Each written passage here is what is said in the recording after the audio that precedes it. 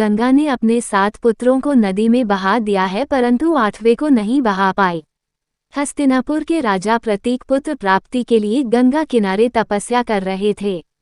गंगा राजा प्रतीक पर मोहित हो गई और कहने लगी कि आप मुझे पत्नी रूप में स्वीकार कर लीजिए। राजा प्रतीक ने कहा कि तुम मेरी दाहिनी जांघ पर आके बैठी हो, जबकि पत्नी का हक वामन का होता है। दाहिनी जांघ पर पुत्र का हक होता है, इसलिए मैं तुम्हें अपनी पुत्रवधू स्वीकार करता हूँ। कुछ समय बाद राजा प्रतीक को शांतनु नाम के पुत्र हुए। एक समय की बात है, जब शांतनु शिकार खेलने वन में गए, वहां उनकी नज़र गंगा पर पड़ी। वो उनके रूप पर मोहित हो गए। शांतनु ने गंगा से विवाह का प्रस्ताव किया। गंगा ने कहा, मैं आपसे विवाह करने को तैयार हूँ, परंतु मेरी शर्त है कि आप मेरी किसी बात का भी विरोध नहीं करेंगे।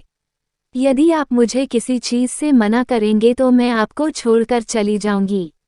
इस प्रकार शांतनु का विवाह गंगा से हो जाता है। उन्हें एक पुत्र की प्राप्ति होती है, परंतु गंगा उस पुत्र को पानी में बहा आती है। शांतनु ये देखकर विस्मित हो जाते हैं, पर कुछ कह नहीं पाते क्योंकि वो वचनबद्ध होते हैं। इस तरह गंगा मैया अपने 7 पुत्रों को नदी में बहा देती है। शांतनु बहुत परेशान हो जाते हैं कि कोई माँ कैसे अपने पुत्र त्याग सकती है। जब उन्हें 8वां पुत्र होता है और गंगा उसे बहाने ले जाती है, तब उनसे रहा नहीं जाता और वह गंगा को मना कर देते हैं। गंगा कहती है कि आपने अपनी प्रतिज्ञा तोड़ दी, इसलिए मुझे आपको त्यागना होगा।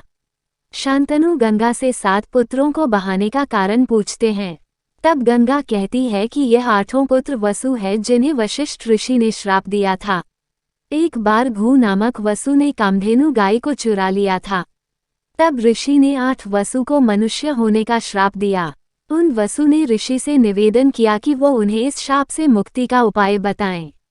ऋषि ने कहा कि 7 वसु तो 1 वर्ष के अंदर मुक्त हो जाएंगे, लेकिन 8वां घू नामक वसु उसे अपने कर्मों का फल भोगना ही पड़ेगा।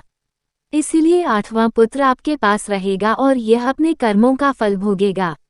शांतनु के इस पुत्र का नाम देवव्रत हुआ। अपनी भीष्म प्रतिज्ञा के कारण इनका नाम भीष्म पड़ा। अगर आपको यह वीडियो पसंद आया हो तो लाइक करें और चैनल को सब्सक्राइब करना ना भूलें। हम आपके लिए ऐसी ही रोचक कहानियाँ लाते रहेंगे।